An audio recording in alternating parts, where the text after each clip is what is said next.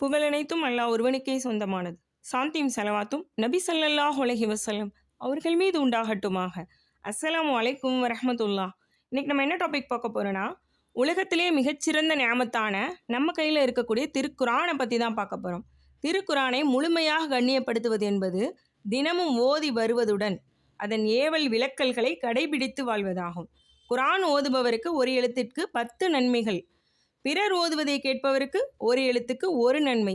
பல்லாயிரக்கணக்கான நன்மைகளை சிறிது நேரத்தில் சம்பாதித்து கொள்ள ஆசைப்படுபவர்கள் குரான் ஓதுவதே சிறந்த வழியாகும். எந்த வீட்டில் குரான் அதிகமாக ஓதப்படுகிறதோ அந்த வீட்டில் மலக்குமார்கள் வருகை தருகிறார்கள், ஷைத்தான்கள் விரண்டோடுகின்றன. குரானை நேசிப்பவர் மறுமையில் உயர்ந்த தரஜாவில் இருப்பார்.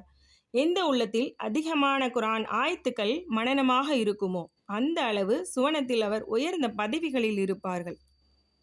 பாவக்கரைகளை விட்டும் மனதை சுத்தப்படுத்தும் 2 விஷயங்கள், ஒன்று திருக்குரான் ஆகும், மற்றது லா இலாஹ இல்லல்லாஹ் என்ற திருக்கலிமாவை அதிகமாக ஓதி வருவதாகும். இந்த பாக்கியமுள்ள திருக்குரானில் ஒவ்வொரு சூறாக்கும் தனித்தனி சிறப்புண்டு. சூரத்துல் ஃபாத்திஹா அனைத்து நோய்களுக்கும் நிவாரணியாகும். சூரத்துல் இக்லாஸ் 10 முறை ஓதுபவருக்கு சொர்க்கத்தில் ஒரு மாளிகை கட்டப்படும். குல்ஹுவல்லாஹு சூரா திருக்குரானில் 3இல் ஒரு பகுதிக்கு சமமாகும். மேலும் குல் சூறாக்களான குல் அவுது பிரப்பின் நாஸ், குல் அவுது பிரப்பில் ஃபலக், இந்த 2 சூறாக்கள் மனிதனுக்கு பாதுகாப்பளிக்கிறது.